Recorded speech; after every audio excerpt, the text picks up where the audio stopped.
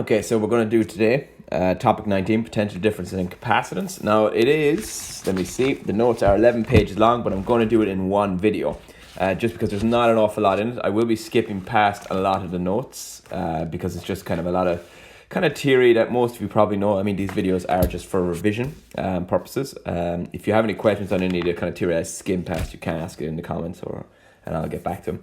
So potential difference, just another word for basically the voltage. Okay, so what is it? It's potential difference between 2 points is the work done in bringing the charge of 1 coulomb from one point to another. Note that word there, it's the work done. Okay, the work done in bringing a charge of 1 coulomb from one point to another. Okay, that's important. I will come back to that because work done pops up a lot here. We saw the mechanics with force times distance or displacement, and it's going to be something similar here. Okay. What exactly is a volt then? Well, the definition of a volt is 1 joule per coulomb. Okay, so 1 volt is joule per coulomb. Okay, so potential different and volt tend to be the same thing. All right, just get used to the words there. The relationship between work and time. Work done equals voltage times charge. Work done. Also, force times distance. Okay. Work done also equals force times distance. All right, so don't forget that. Okay. Work done is going to be in joules, and joules therefore also equals potential energy, kinetic energy. Okay. All right. And also, how do we know?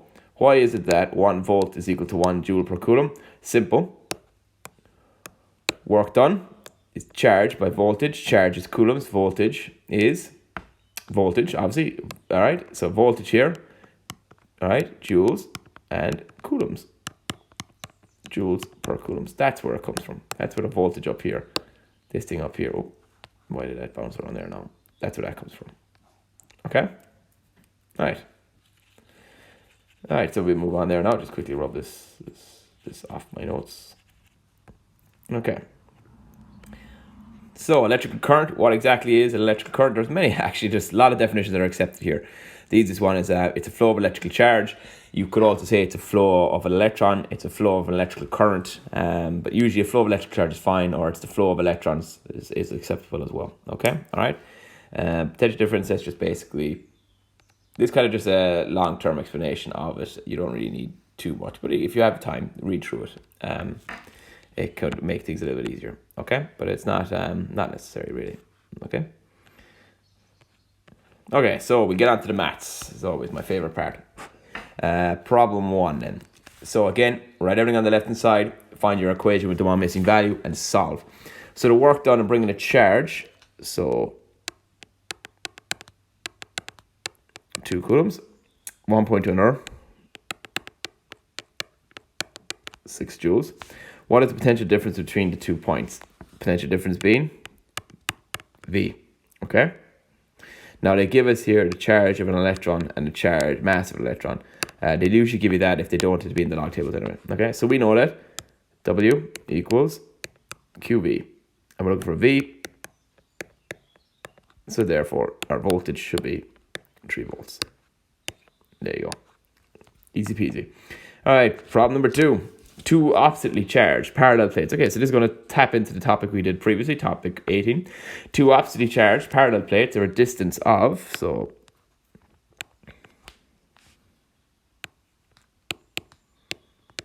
oops, we convert that to meters. 20 centimeters apart. There is a uniform electrical field intensity. Electrical field intensity is just capital E. Find the work done in bringing the 1 coulomb charge from one plate to another. What is the potential difference? All right, so we're trying to find 2 different things. We're trying to find W, we're trying to find V. So what do we have? We have D, E, W. So what is W? Work done equals QV. Right, we're not going to be able to find that. Why not? Because we need to find W and V, okay?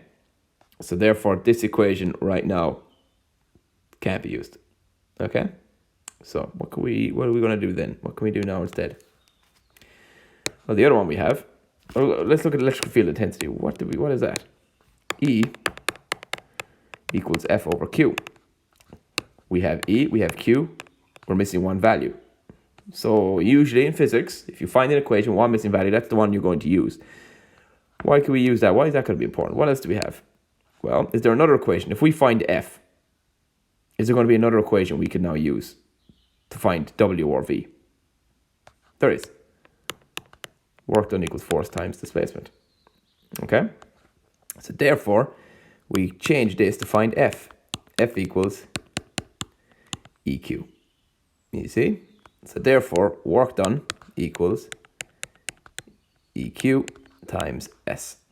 Okay, so work done equals 2 10 to the 4 by 1 by 0.2. So my work done should be 4,000 joules. Do you see what I did there? So we couldn't use this because we were trying to find V and W, so that wasn't going to happen. So instead we look back. Why did they give us electrical field intensity? Because of this equation here. All right.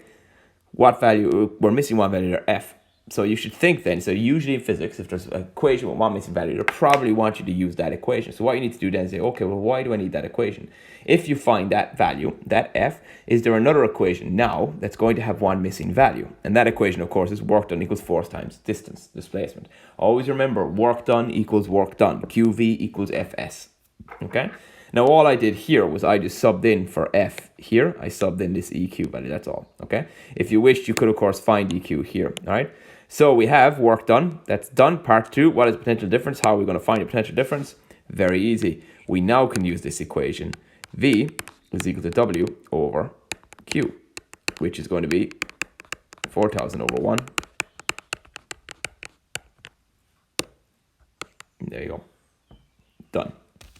Okay? So very easy, very straightforward. These questions tend to be. Electricity is a nice topic, actually. It's actually one of the topics that there's a low uptake of electricity in the exams, but it's actually, personally, I find it's actually fairly straightforward. They're not that difficult, the questions to answer. They're fairly easy to do, okay? Okay, so capacitance. This can often be its own exam paper question. That's the definition. What is the capacitance? The capacitance of a conductor is the ratio of the charge in a conductor to its potential, okay? You can, of course, give the equation and state what all the values are. Okay, so you can say, what is the capacitance? C equals Q over V. C is capacitor, Q is charge, V is potential difference. Okay, because they mean the same thing. You see, the ratio of the charge to its potential. That's what that is. Okay, so they mean the same thing. Just if you give the equation, you have to give the notation. What do we mean by notation? We mean, what does C mean? What does Q mean? What does V mean? Okay? Okay.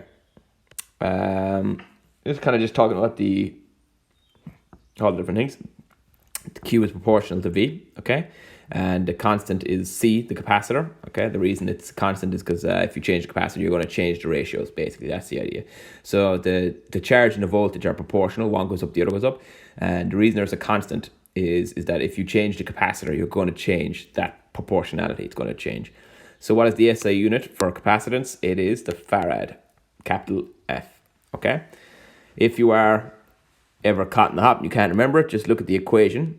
A farad is equal to coulomb per volt. Where does that come from? Because Q equals CV. So C equals Q over V. Q is charge, coulombs. V is volts, volts. There you go. So if you ever forget the farad, you can always give that C over V. Okay? So always remember, there's always the equation will give you the values. Okay? Oh, excuse me. All right, so in practice, you will generally be using these small values, microfarads, nanofarads, so you're going to have to get used to converting them, okay? All you need to note here is this top line here. So the capacitance of a charged conductor is increased by bringing an oppositely charged conductor or an earthed conductor near it, okay? So how do you charge capacitor? Is you bring an opposite charge to the conductor, okay, towards it. That's all, okay? Parallel plate. What is a parallel plate capacitor? A parallel plate capacitor is two identical parallel conducting plates separated by an insulator, okay? Called a dielectric, okay? But you don't need to worry about that, all right? Okay, so what? Two identical parallel plates separated by an insulator, okay? Key thing here, though, with parallel plates is the following. The capacitor stores a charge when the charges in the plates carry equal amounts, of the charge, but opposite signs. So each plate is an opposite. One is plus, one is minus. Okay? So when you're getting the charge of a parallel plate capacitor, you basically just use the regular old equation, C equals Q over V. Capacitance, charge on a parallel plate capacitor, charge of one of the plates divided by the potential difference between them. Okay? So remember that equation, C equals Q over V, is the charge in the parallel plate. It's the charge of one of the plates divided by the potential difference between them. Okay? So C equals Q over V. That's where that comes into play here. All right. So I have, let me see, 1, 2, 3. 3 questions to do it here. So we'll fire through these. Oh, okay. I'm yawning. Yeah. The coffee hasn't kicked in yet, lads. I'll get there eventually. So problem 3. Placing a charge. So again, give everything the SI unit of 2 micro, converted as you go. On a conductor, raise this potential by. Calculate the capacitance. C, Q over V. Done. Fire in your values, and we should get 2 to the minus 10 farads. And there you go. Okay? Very straightforward. Those ones anyway. Actually, all these ones are very short. They're very easy. There's basic uses of them. All right, so again, list your values on the left makes it very easy. The capacitance of a dome of a typical Van der Graaf is C equals 2 by 10 to the minus 11 farads. Reaches a potential of 300 kilo, 10 to the 3 volts. Find the charge. So C equals Q over V. We're trying to find Q. Q equals CV. And therefore Q should work out to be 6 minus 6 coulombs. By the way, if you're unsure how I made Q here, you divide both sides, or multiply both sides by V. Realistically, that's junior cert maths, guys. You should be able to do that. Okay. All right. So a charge of 4 microcoulombs. So again, let's write everything out. Q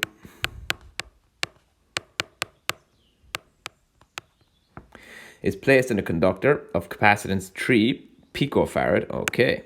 I nearly wrote down 3. So capacitor. Pico is 10 to minus 12. And we're trying to find V. So again, C, Q over V. So V will come up, C will go down.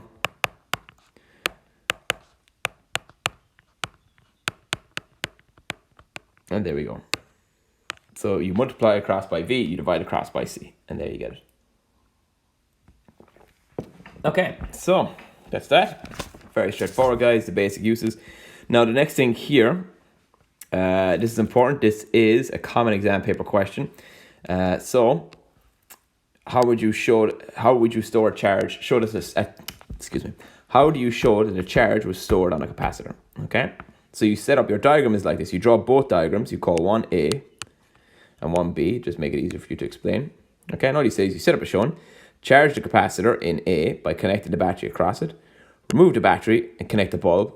The bulb will flash. Okay. So all that happens is you set it up. Okay. You put in the battery to charge. It only takes a second. Okay. Then you take out the battery and put in a bulb, and the bulb will actually flash for a brief second. And that shows that the capacitor stored charge. Okay. Originally, it's used in a lot of cameras for the flash, basically. Okay. That's why sometimes you can hear it charging up. All right. Now, I think it's slightly different now, but that's what it used to be at least. Formula for a parallel plate capacitor: C equals epsilon A over D. Okay. A being the area. Okay. So the 3 factors. Okay. You have the permittivity of the object. Okay. The area of the plates.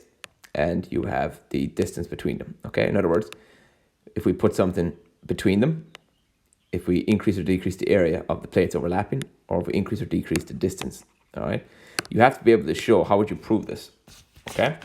So that's very straightforward with this experiment here. To demonstrate the factors that affect the capacitance of a parallel plate capacitor, you set up your diagrams here. Maybe give an extra, that's a digital multimeter. That should be parallel plates, I should say. Okay. Connect 2 parallel plates to a digital multimeter. Okay. Read the capacitance. increase the distance between them. Note, capacitance goes down. Move one plate slightly to the side. You decrease the overlap. Capacitance goes down. Place difference in insulating materials between them. Okay. Note the air had the lowest. And there you go. Okay. And everything changes from that. Okay. That's it. That's all you do. So you increase the distance between them. Note. And how do you remember? How can I remember if it's going to go up or down? Okay. So look at it this way. C equals epsilon A over D. Okay, so C is inversely proportional to 1 over D. C is inversely proportional, or is proportional to A, and C, well, epsilon doesn't really make a difference. So we can leave that one out. All right, so in other words, if you increase the distance between the two of them, capacitance will go down. Okay? If you decrease the distance, the capacitance will go up. They're inverse. Whatever happens to one, the opposite will happen to the other. With area, it's the opposite. If area goes up, the area of overlap goes up, the capacitance goes up. And if the area of overlap goes down, the capacitance goes down. Okay, that's how you remember it. The equation is equal to the whole, but it's proportional to the parts. Okay, and then with the epsilon, of course, the capacitance is going to go up when there's nothing between the slabs. And the more stuff you put in between the slabs, the capacitance goes down. Okay, now, energy stored, look at this. W equals W. Don't forget they all equal. So a half CV squared, okay, equals force times displacement equals, what was the equation we had at the start? QV, sorry. I got confused there with capacitance for a second. Okay, so they're all equal to a half CV squared equals F times S equals QV. Why? Because energy stored is the same as the work done to store the energy, okay? And it's also potential energy, and it's also the maximum kinetic energy, because they're all joules, they're all energy, they're all the one, they all link in, they can all equal each other, okay? Don't forget that. All the energies are the same here, okay? Well, energy is energy, all right? So W is the energy stored here, not work done, but it's joules. C is capacitance, V is voltage, okay? So you can manipulate these equations. Get used to remembering that work done equals energy stored equals potential energy equals kinetic energy. It helps you a lot later on, okay? Oh yeah, here.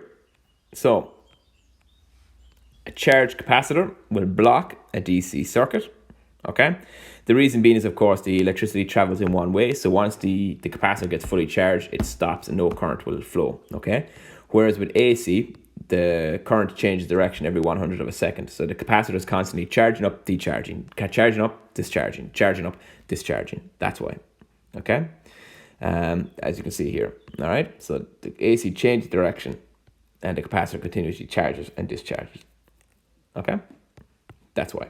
So obviously the greater the capacitance, the less opposition. In other words, the more charge the capacitor could store, the easier it is for the AC to flow, okay? So therefore, capacitor blocks DC current. All right, so it'll block DC current. All right. So the last thing here now, we have 1, 2, 3, 4. I have 4 maths questions and then we're done. Okay, so there's 4 maths questions here.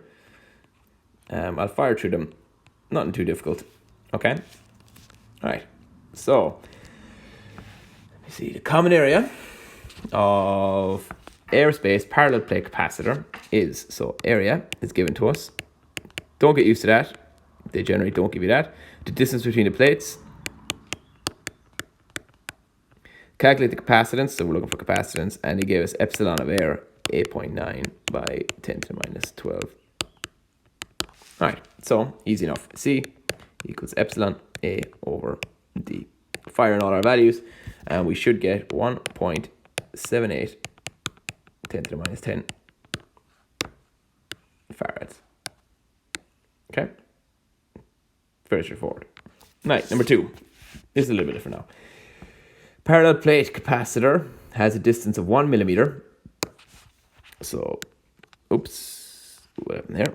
D equals 1. So millimeter. Centimeters minus 2, millimeter will be minus 3 meters. Each of which has an area, now 25 centimeters squared. Okay? Right. centimeter squared. Another way of saying centimeter squared is centimeter by centimeter. Okay? Because there's two. So if I asked you to convert centimeters to meters, what would you do? You divide. That looks like a plus. Wipe that out. You divide by 100. Yeah? Okay. So if we want this to come out the other side as meters squared, what do? Well, we have to divide by 100 for each centimeter. Okay? So how many zeros is that? It's 1, 2, 3, 4. So therefore this becomes 25 by 10 to the minus 4 meters squared. Okay? That's what happens. Okay? So centimeters squared, centimeters by centimeters. So therefore that becomes divided by 100, divided by 100. Okay? All right, that's how you convert it. All right? Now, if you're too lazy to try and understand it, you just want to learn something off, just remember centimeter squared to meter squared is by 10 to the minus 4. That's it. But that's where it's better to understand where that actually comes from. Find the charge in either of the plates. That should be a when, not a hen. The potential difference between the plates, V, is 500 volts. And relative permittivity of mica is 7. So do you remember what that means? Relative permittivity. I'm going to write it up here, but I'll rub it out. Relative permittivity means permittivity of air times the new permittivity, which we said the permittivity of air in the previous question was 8.9 by 10 to the minus 12 times 7. So our permittivity here is going to be, what did I work it out as? 6.23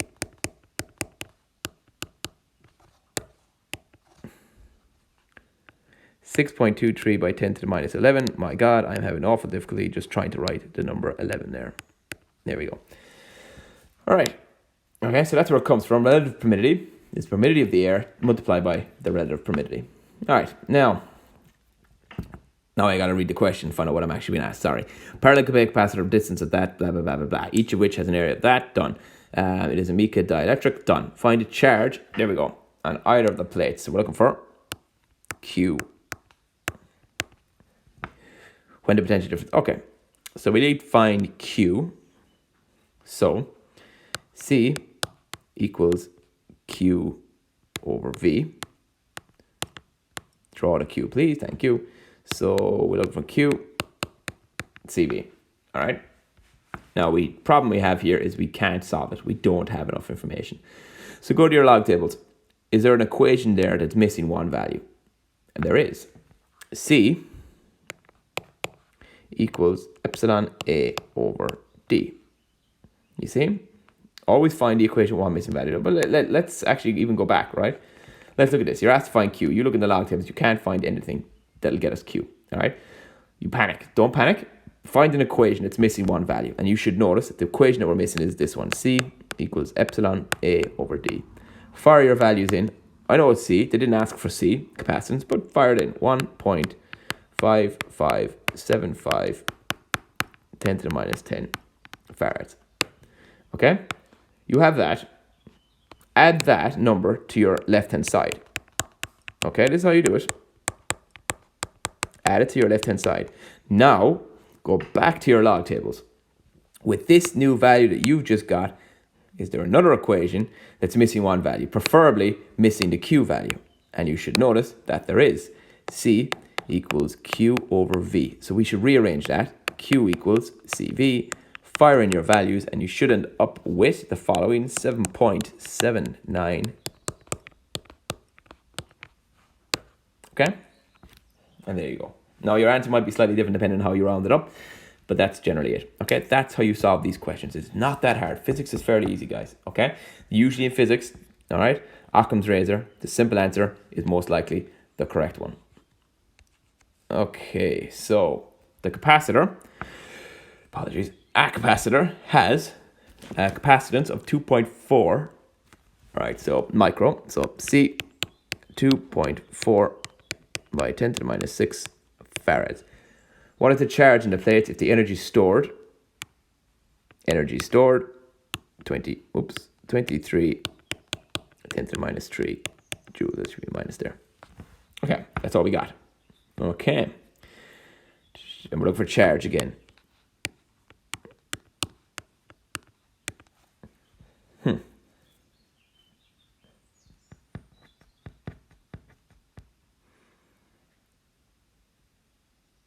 All right.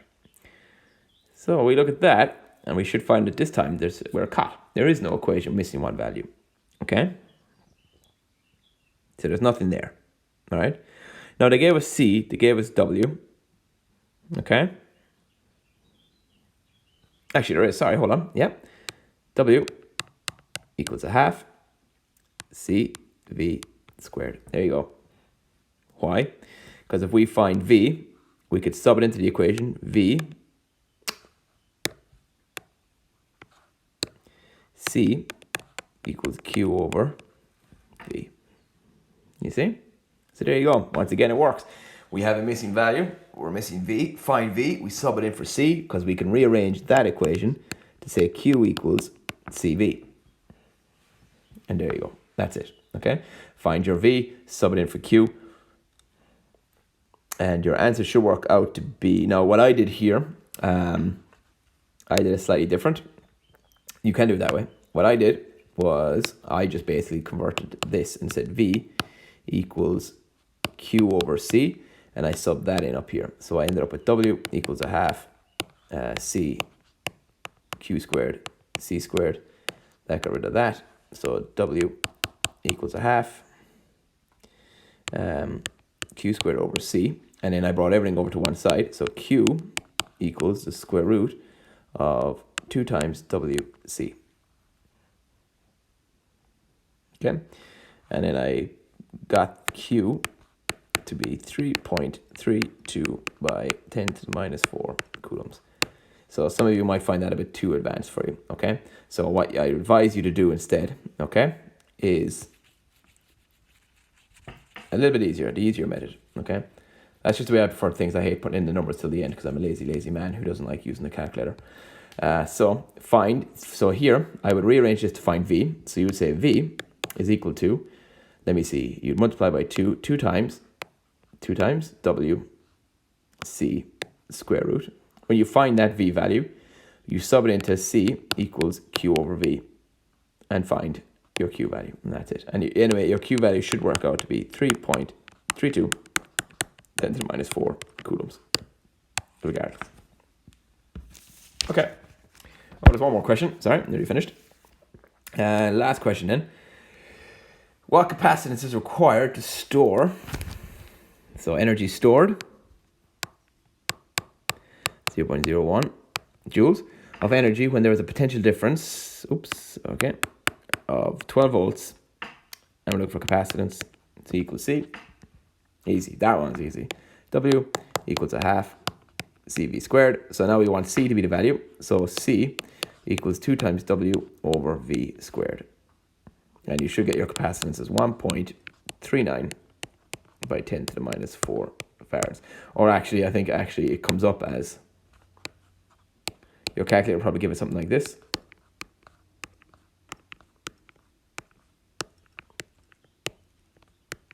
Okay. 0.000138 continuous. And I just rounded it up. Yeah. Either way, it doesn't matter. Okay, that's that, guys. That is topic 19 finished. If you have any questions, leave them in the comment section below or on the Edmodo page, and I'll get back to them as quick as I can.